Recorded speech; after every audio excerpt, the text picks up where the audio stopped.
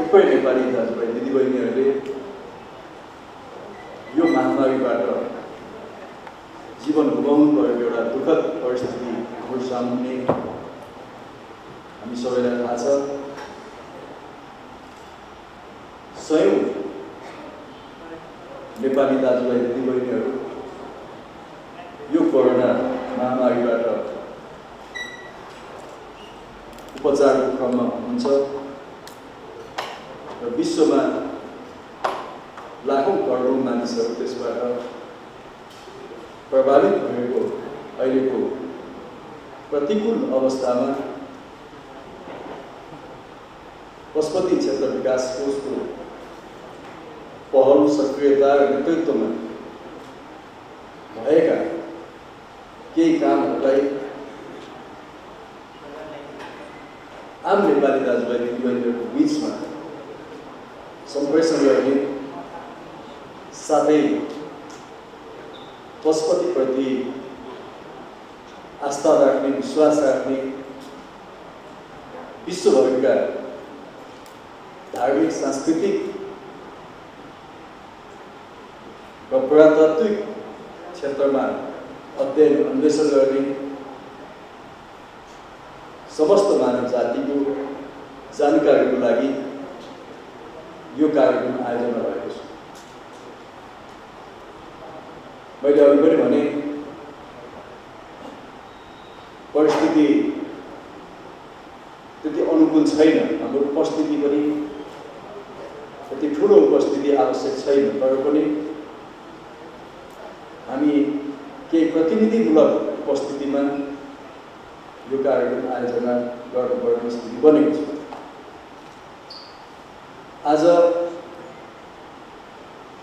नेपालको इतिहाससँग जोडिएका, नेपालको संस्कृतिसँग जोडिएका, यहाँको साहित्य भाषासँग जोडिएका र नेपाली जनताको दैनिक रहन सहनसँग जोडिएका पशुपति क्षेत्रमा रहेका थुप्रै मूर्त अमूर्त सांस्कृतिक सम्पदाहरूको एकमुष्ट सङ्कलन एउटा पुस्तकको रूपमा सार्वजनिक भएको छ। अघि पनि हाम्रो विद्वान व्यक्तित्व जगमान सरले बताइसक्नु भएको छ यसको महिमा। हामी नेपाल भौगोलिक हिसाबले सानो भए पनि हाम्रो सभ्यता विश्व मानव जातिकै सभ्यताको एउटा अत्यन्तै पुरानो संस्कृति र सभ्यता, पूर्वीय सभ्यताको एउटा उद्गम स्थल पनि हो। त्यसकारणले हजारौं हजार वर्षदेखि मानव जातिले आफ्नो जीवन यापन गर्ने क्रममा विकास गरेका अनेक खालका उपलब्धिहरूलाई एक ठाउँमा सङ्कलन गर्नु, त्यसबाट आउने नयाँ पुस्ताहरूलाई ज्ञान र सूचनाहरू हस्तान्तरण गर्नु अति आवश्यक थियो। र पशुपति क्षेत्र एउटा त्यस्तो एउटा ऐतिहासिक ठाउँ हो। हामीले बोलीचालीको भाषामा हिन्दू धर्मका समस्त मानिसहरूको आस्थाको केन्द्र बनेका छौँ, तर त्यो मात्रै होइन, त्यो त हुँदै हो, त्यो त हो नै। नेपालमा रहेका सबै जाति र समुदाय ऐतिहासिक पहिचानको कुनै न कुनै हिसाबले पशुपति क्षेत्रभित्र छ। किराँत वंशदेखि, किराँत कालदेखिका, अझै गोपाल वंशदेखिका, लिच्छवी, मल्लकाली र त्यसपछिका सभ्यता र संस्कृतिहरूको एउटा जीवन्त प्रस्तुति पशुपतिनाथ क्षेत्र। त्यसकारण यसलाई हामी नेपालीहरूले हामी सबैको साझा एउटा आस्थाको थलोको रूपमा, एउटा पवित्र धार्मिक र सांस्कृतिक स्थलको रूपमा हामी सबैले सम्मान गर्छौँ। त्यस्तो एउटा पशुपति क्षेत्रमा थुप्रै मठ मन्दिरहरू रहेका छन्, भौतिक संरचनाहरू रहेका छन्, जसलाई हामीले मूर्त सांस्कृतिक सम्पदाको रूपमा बुझ्ने गरेका छौँ। त्यति मात्रै होइन, जब भाषाको विकास हुँदै गयो, मान्छेहरूका जीवनदेखि मृत्युसम्मका संस्कारहरू चाहिँ भिन्न भिन्न हुँदै गयो। त्यसले एउटा सभ्यताको निर्माण गर्छ, संस्कृतिको निर्माण गर्छ। ती कतिपय अमूर्त सम्पदाको रूपमा त्यसलाई हामीले चिन्ने गर्छौँ। त्यस्ता थुप्रै अमूर्त सांस्कृतिक सम्पदाहरू पनि पशुपति क्षेत्रसँग अनुनासिक हिसाबले गाँसिएका छन्। नेपालमा बसोबास गर्ने, विशेष गरी पशुपति क्षेत्रको आसपासमा बसोबास गर्ने नेपालका अनेक जाति र समुदायका मानिसका जात्रा पर्वहरू यो पशुपतिनाथसँग, पशुपति क्षेत्रसँग जोडिएका छन्। ती के हो? कुन कुन जातिका कस्ता खालका चाहिँ जात्राहरू छन्, पर्वहरू छन्, जो पशुपति क्षेत्रसँग, पशुपतिनाथसँग सम्बन्ध राख्छ। मेरो विचारमा यी सबै कुराको यथार्थ विवरण यो पुस्तकमा समावेश भएको छ। मूर्त सम्पदाहरूको र अमूर्त सम्पदाहरूको। त्यसैले यो एउटा पुस्तक मात्रै भएको छैन, यसले आउने सयौं पुस्ताहरूको निम्ति एउटा अनुसन्धानमूलक दस्तावेज पनि बनेको छ र पशुपतिलाई अध्ययन गर्न चाहने जुनसुकै अध्येताको निम्ति यो महत्त्वपूर्ण सामग्री बनेको छ।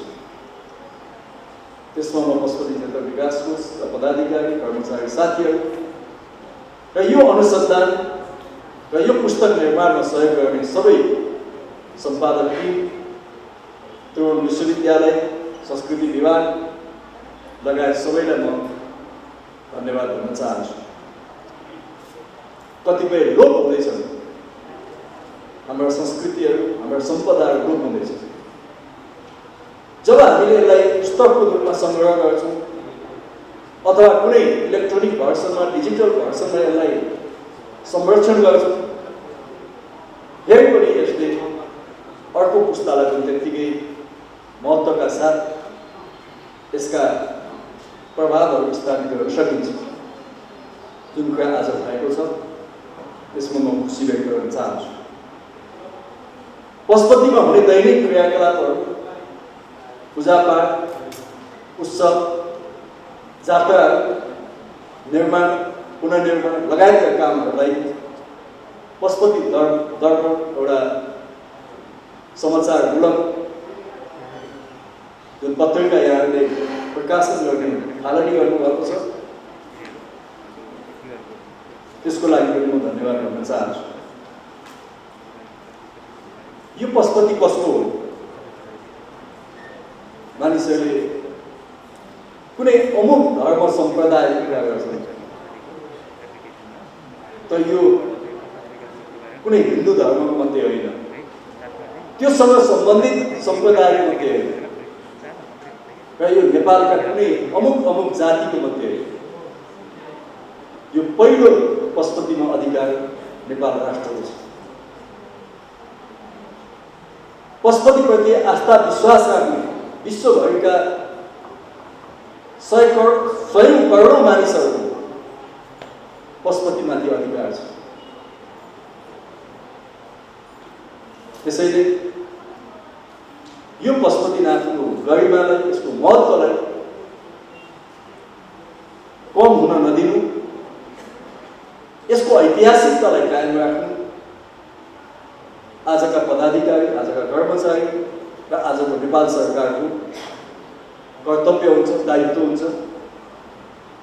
म त्यो यहाँलाई निवेदन गर्न चाहन्छु। आज एउटा जनअनुमोदित र बलियो जनसमर्थन प्राप्त सरकार छ। हिजो अस्थिर राजनीतिक अवस्थामा हाम्रा सांस्कृतिक सम्पदाहरूमाथि कसरी थिचोमिचो भयो,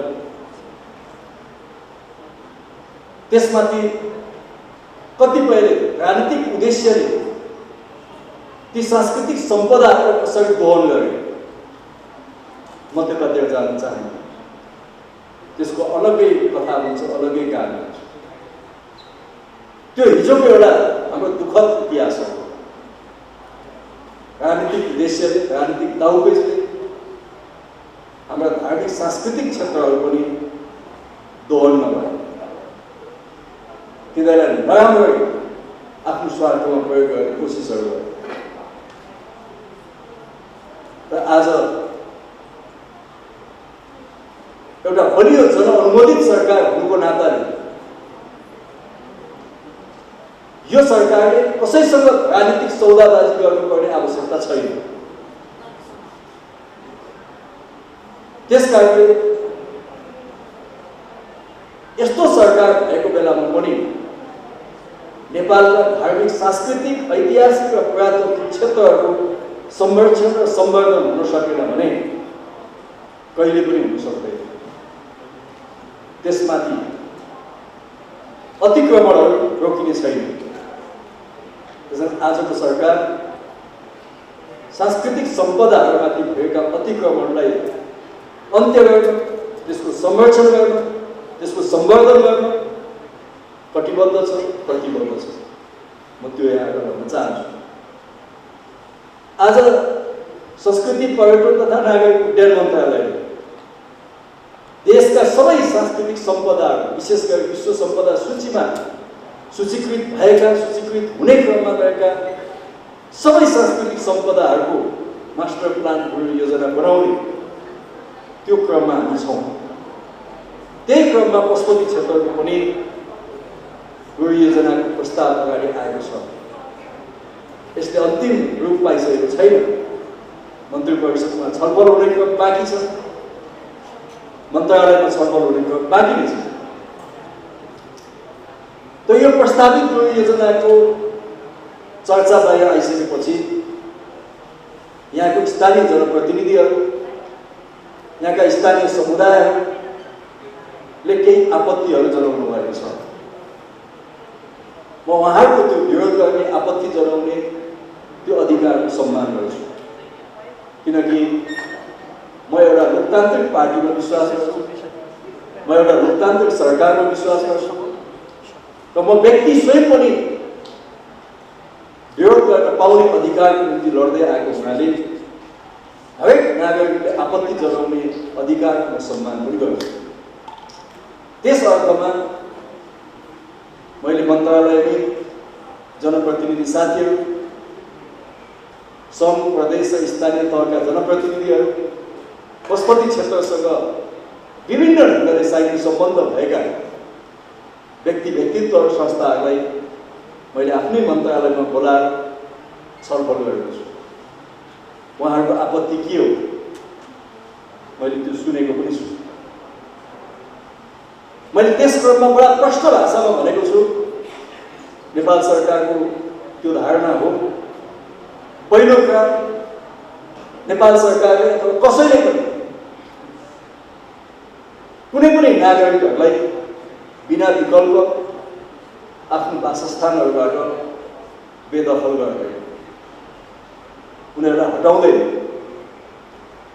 त्यो नेपाल सरकारको धारणा हो र संविधानले पनि त्यही कुरा भन्छ।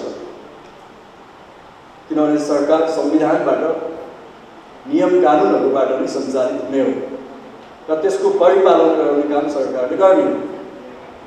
मैले त्यो कुरा उहाँलाई स्पष्ट भनेको छु। तर सँगसँगै मैले भनेको छु, कुनै राजनीतिक उद्देश्यले, कुनै समुदाय गलत मजाले मनसायले, कुनै गलत मजाले आर्थिक लेनदेनको कारणले अथवा अन्य कुनै पनि कारणले सांस्कृतिक सम्पदाहरूको र सांस्कृतिक सम्पदासँग जोडिएका ठाउँहरूको अनुचित ढङ्गले त्यसमाथि ज्यादती गर्न पाइँदैन, त्यसमाथि थिचोमिचो गर्न पाइँदैन, त्यसमाथि अतिक्रमण गर्न पाइँदैन। हिजो कुन सरकारको पालामा, कुन मन्त्री प्रधानमन्त्रीको पालामा के भएको थियो त्यतातिर फर्केर टाउको दुखाइरहनु पर्ने आवश्यकता छैन। यदि बिना मापदण्ड, बिना सोच, बिना योजना कुनै संरचनाहरू बनाइएका छन् भने त्यस्ता संरचनाहरू पशुपतिको मापदण्ड अनुरूप नै ढालिनुपर्छ। तब मात्रै यो दुनियाँका मानिसहरूको लागि एउटा गन्तव्य स्थानको रूपमा जीवित रहनेछ। यसमाथि मानव जातिले अनावश्यक ढङ्गले अतिक्रमण गरेको छ पशुपतिमाथि भने त्यो अतिक्रमण गर्न पाइँदैन। त्यस्ता अतिक्रमणहरूलाई हटाइनेछ। त्यो मैले बडा प्रष्ट ढङ्गले भनेको छु। साथसाथै यो आजको कुरा होइन। पशुपतिको चारकिल्ला कहाँ हो? यसले ओगटेको जमिन कहाँदेखि कहाँसम्म हो? यो आज मैले निश्चित गर्ने कुरा होइन। आजको सरकारले निश्चित गरेको होइन। यो धेरै पहिलेदेखि पशुपतिको चारकिल्ला निश्चित छ। 2043 सालको मन्त्री परिषद बैठकबाट त्यो निश्चित छ। त्यो चाहिँ त्यो बेलाको राजपत्रमा प्रकाशित भएको छ। त्यसैलाई हामी सबैले मान्दै आएका छौँ र त्यसप्रति कसैको आपत्ति भएको पनि मलाई थाहा छैन। भनेपछि यदि त्यो चारकिल्ला हो भने त्यो चारकिल्लाभित्र बस्ने मानिसहरूले पशुपतिको बनाएका कोड अफ कन्डक्टहरूलाई, पशुपतिले बनाएका मापदण्डहरूलाई पालना गर्नुपर्छ। मान्नुहोस् कि कुनै ठाउँ चाहिँ यो त्यो यहाँ चाहिँ मारकाट गर्न पाइँदैन, सहयोग गर्नुहुनेछ, छलफल गर्नुहुनेछ। साथै पशुपति क्षेत्रभित्र जोसुकैले पनि व्यापार व्यवसाय गर्न पाए हुन्थ्यो भन्ने चाहना हुन्छ। किनकि यहाँ वर्षमा लाख 2 लाख होइन 50औं लाख मानिसहरू वर्षमै आउँछ। ती मानिसहरू आउँछन्, फुल किन्छन् होला, ती मानिसहरू आउँछन्, प्रसादी किन्छन् होला, ती मानिसहरू आउँछन्, चिया खान्छन् होला, ती मानिसहरू आउँछन्, केही न केही पैसा पाउँछ भने यस्तो ठाउँमा केही व्यापार गर्न पाए हुन्थ्यो, केही पसल राखेर चाहिँ सामान बेच्न पाए हुन्थ्यो भन्ने सोच मान्छेको हुनु अस्वाभाविक भयो। तर त्यसको नाममा पशुपतिका सबै बाटाघाटामा चाहिँ पसल राख्ने, मान्छेलाई तीर्थालयलाई हिँड्न अप्ठ्यारो बनाउने, जताभावी गर्ने, तोकिएको ठाउँमा नगर्ने, तोकिएको ठाउँमा पार्किङ नगर्ने, तोकिएको ठाउँमा पसल नराख्ने। अनि हामी हो कसले हामीलाई चाहिँ हटाउन सक्छ भनेर बम्ब देखाउने, त्यो कुरा हामीलाई स्वीकार्यो। हामीले तोकेको ठाउँमा पसल राख्नुपर्छ, हामीले तोकेको भाडा तिर्नुपर्छ। त्यसैले उहाँहरूसँग एकाकार भएर उहाँहरूसँग चाहिँ हातेमालो गर्दै पशुपति क्षेत्र विकास कोष अगाडि बढ्छ र यसलाई अझै सुव्यवस्थित बनाउने, यसको सरसफाइ गर्ने, यहाँ तीर्थालुहरूलाई सहज ढङ्गले पूजाआजा गर्ने व्यवस्थापन गर्ने लगायतका काममा अध्ययन अनुसन्धान गर्ने। हामीले वेद विद्याश्रमलाई अब विश्वविद्यालयकै तहमा विकास गर्नुपर्छ भन्ने सोचाइ भनिरहेका छौँ। त्यो प्रस्ताव पनि मैले अगाडि बढाएको छु। त्यसले एउटा अध्ययन अनुसन्धानको काममा महत्त्वपूर्ण भूमिका खेल्छ। लगायतका कामहरूलाई हामी निरन्तर अगाडि बढाउनेछौँ। पशुपति परिक्रमा पथको अवधारणा पनि अगाडि बढाइएको छ। यस्ता थुप्रै रचनात्मक प्रस्तावहरूका साथ पशुपतिको थप विकास, विस्तार, यसको चाहिँ संवर्धन, संरक्षण लगायतका काममा हामी अगाडि बढ्नेछौँ। आज अर्को महत्त्वपूर्ण काम भएको छ। पशुपतिका यिनै गतिविधिहरूलाई विश्वका जुनसुकै कुनामा बसेर पनि अध्ययन गर्न पाउने, अवलोकन गर्न पाउने त्यो सुविधा आज प्राप्त भएको छ। यसको वेबसाइट बनेको छ, यसको फेसबुक पेज बनेको छ, यसको युट्युब च्यानल बनेको छ, यसको ट्विटर एकाउन्ट बनेको छ, इन्स्टाग्राम बनेको छ र अरू थुप्रै सोसल साइटहरू यसका बनेका छन्। र यसले जुनसुकै कुनामा बसेर पनि पशुपतिमा यी पूजा गर्न सक्ने प्रावधान हामीले बढाएका छौँ। एकातिर विश्वभरिका मानिसहरूलाई यसले पशुपतिसँग नजिक ल्याउने छ भने अर्कोतिर पशुपतिको आय आर्जनमा पनि आजका यी सोसल साइटहरूले महत्त्वपूर्ण भूमिका खेल्नेछ।